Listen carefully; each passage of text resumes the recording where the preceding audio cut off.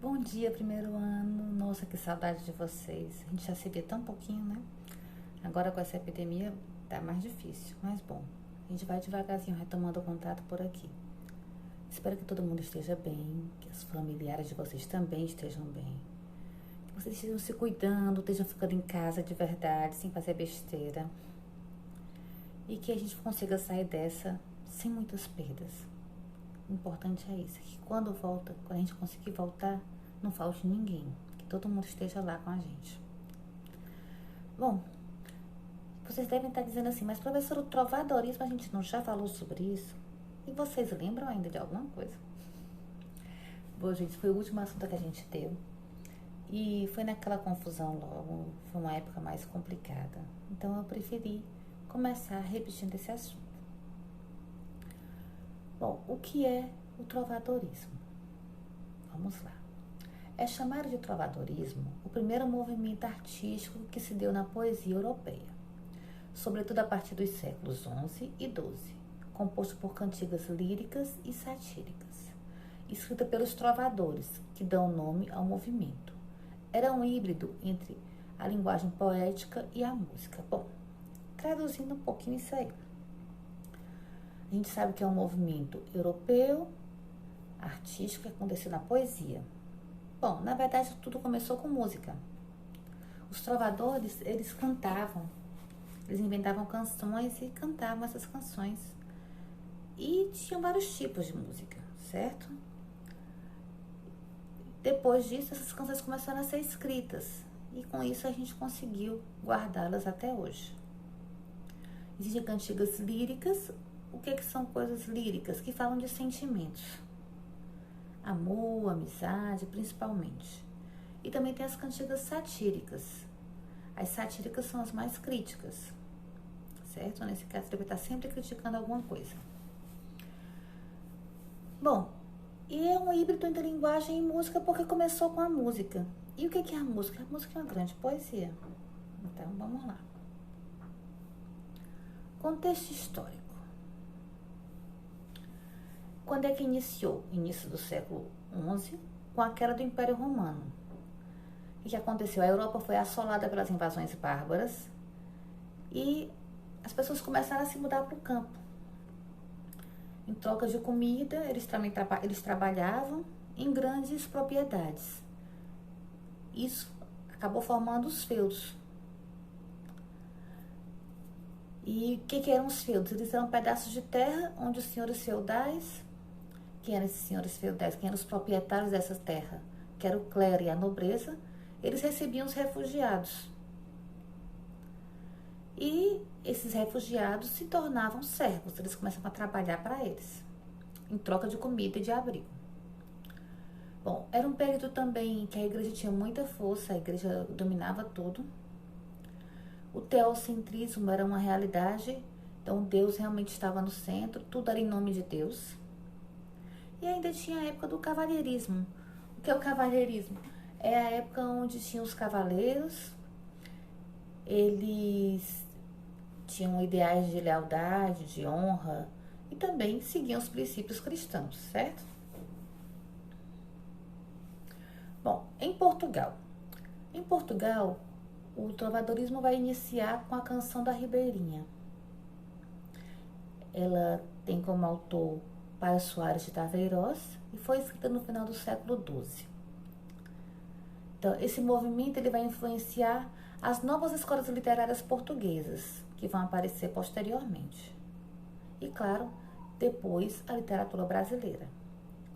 As trovas do país eram escritas em galego-português, que é um idioma vindo do latim, falado na parte ocidental da Península Ibérica, em meados do século XIV no caso. Pois eles recebiam uma grande influência da Galícia, que é um reino do norte de Portugal. Então, o galego-português ele é muito próximo à nossa língua, tanto que se você pega um texto em galego-português, você consegue ler, você vai achar que é uma grande mistura de espanhol e português. Características. Bom, primeira característica, o trovador se coloca como um servo e demonstra respeito e, ao mesmo tempo, sofrimento por amar uma mulher que faz parte da nobreza. O que acontece?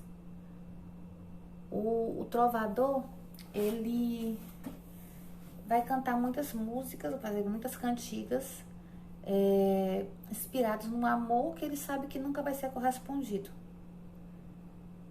Mas daí a inspiração, o amor impossível, né? O amor é apenas idealizado. O próprio trovador expressa como ele sabe que é algo que nunca se realizará devido à desigualdade dos dois na hierarquia social. Então, essa hierarquia social é muito forte e realmente naquela época era impossível o trovador conseguir o amor dessa pessoa. Cantigas escritas por nobres, variando o eu poético como masculino, no caso das cantigas de amor, tanto no feminino também nas cantigas de amigo, normalmente narradas em primeira pessoa.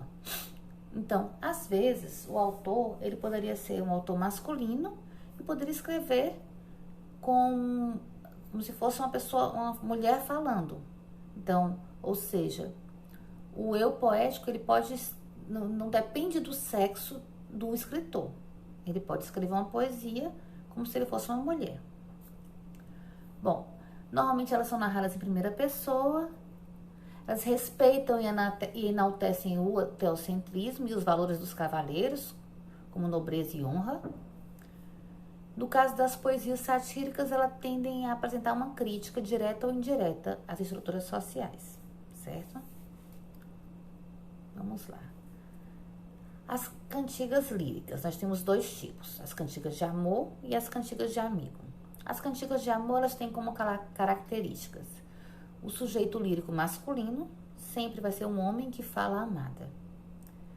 Normalmente são os nobres que escrevem, mas também algumas pessoas que vêm da província também. A linguagem ela é mais erudita, como é uma poesia feita por nobres, é uma poesia mais bem elaborada. Tem a coita do amor, ou seja, aquela coisa do galanteio, da corte, o sofrimento pela impossibilidade de realização amorosa. Então a gente vai ter aqui, ele sempre sabe que o amor não pode ser realizado. A gente tem uma vassalagem amorosa. É como se a amada é colocada como o senhor feudal e o poeta como seu vassalo. Lembra o que é um vassalo? É o servo, aquela pessoa que serve a alguém. E a ausência de paralelismo ou refrão, ou seja, nós não temos repetições, não é muito comum nessa época. Cantiga de amigo. A cantiga de amigo, o que difere bastante dela é que o eu lírico é feminino, sempre feminino. A origem é ibérica e popular. Isso implica uma linguagem bem mais simples. Uma estrutura paralelística com repetições. Então, a gente vai ter algumas repetições, algumas palavras vão se repetir. Pode ser até uma estrofe toda se repetir. O tom é confessional.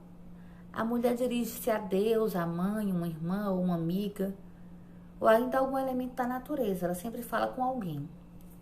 Tem a presença do refrão.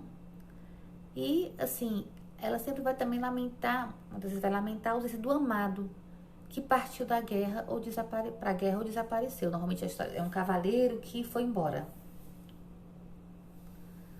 Bom, a gente aqui tem dois exemplos. Um de cantiga de amigo e um de cantiga de amor.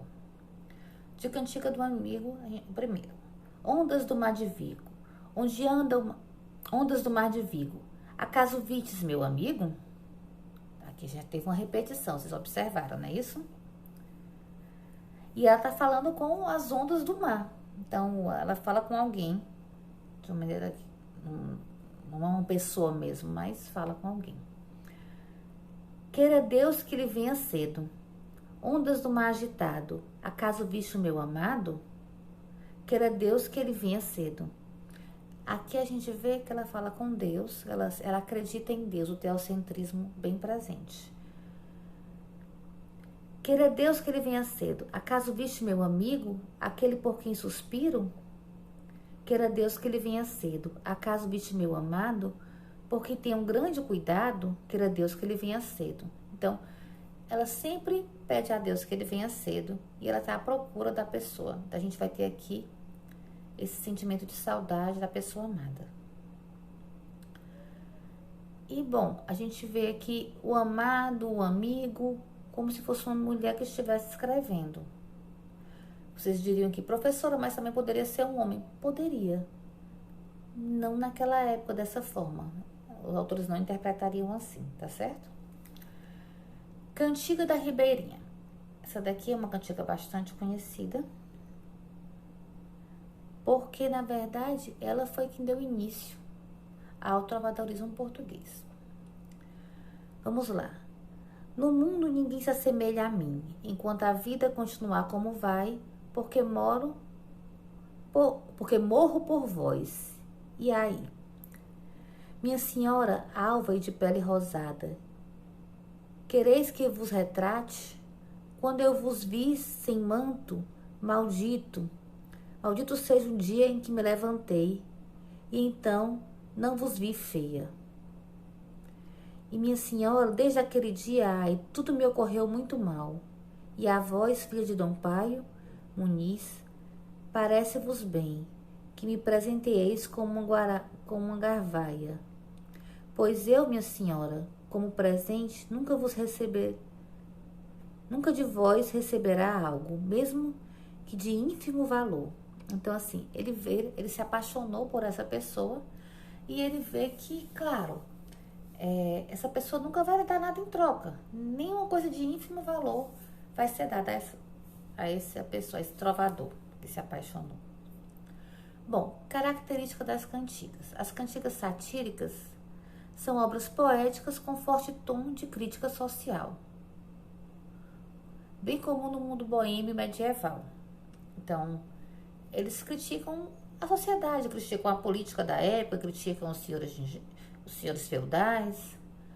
O gênero foi praticado por jograis, trovadores que não pertenciam à nobreza, bailarinas e até mesmo alguns fidalgos e membros da igreja. Então, é uma coisa feita nas praças, é uma coisa feita para o povo, criticando a ordem social, criticando os problemas que tem na época, os problemas políticos da época. As canções satíricas gozavam de uma espécie de código de ética próprio. Ali era permitido cantar versos que não seriam admitidos em outras situações. Bom, aí a gente vai ver que tem as cantigas de escárnio, as de maldizer, e que as de maldizer, elas ainda eram, assim, um tanto quanto leves. Já as de escárnio, ela já eram bem mais pesadas. Mas continuando. Podemos dividir tais produções literárias em dois grupos, as cantigas de escárnio e maldizer. A diferença entre elas é, em muitos casos, extremamente sutil. As cantigas de escárnio pode-se dizer que é uma predominância de críticas indiretas, sutis, sem nomear os criticados. Então, eu falo mal, mas eu não digo de quem. As cantigas de maldizer, a crítica costumava ser direta, rude, mencionando diretamente o nome criticado. Aí a gente vai ter exemplos dessas cantigas agora. A primeira. Ai, dona feia, foste-vos queixar, porque vos nunca louvou em meu trovar. Deixa eu ver aqui mais perto. E vedes como vos quero loar, dona feia, velha e sândia. Dona feia, se Deus me perdoa, e pois havedes tão grande coração, vos quero já loar todavia. Vos quero já loar por todavia.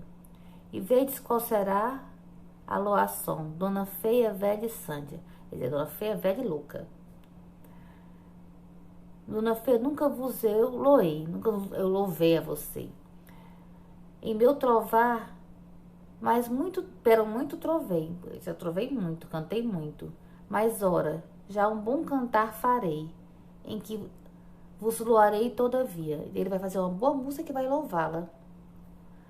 E vos direi como vos louarei. E eu vou dizer como é que eu vou louvar você, dona feia, velha e sândia. Dona feia, velha e louca. Aqui é uma cantiga de escárnio. Ele se encoraja de chamar a senhora de feia, de velha e de louca, assim, descaradamente. O que já não acontece ainda bem na cantiga de maldizer, um pouco mais suave. Maria Pérez se manifestou no outro dia, como por muito pecador se sentiu. E logo nosso Senhor prometeu pelo mal em que andou, que atravesse um clérigo a seu poder, por os pecados que lhe faz fazer.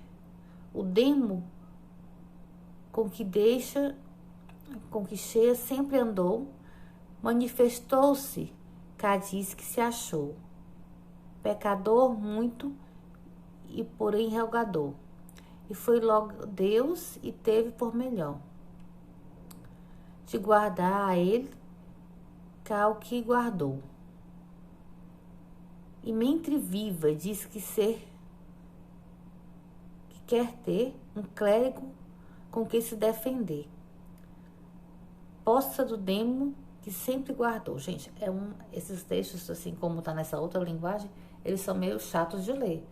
Mas vocês observam que em nenhum momento desse texto de Fernão Velho, ele vai xingar de verdade e nem vai dizer, se ele fala mal de alguém, ele não vai dizer exatamente de quem ele tá falando, tá certo? Bom, a gente vai terminar hoje por aqui. Na próxima aula a gente vai continuar. Espero vê-los em breve. A gente se fala por aqui, depois vamos ter as aulas ao vivo. Então a gente vai tentando fazer as coisas voltarem ao normal aos pouquinhos. Tudo de bom para vocês, beijo grande, um bom final de semana.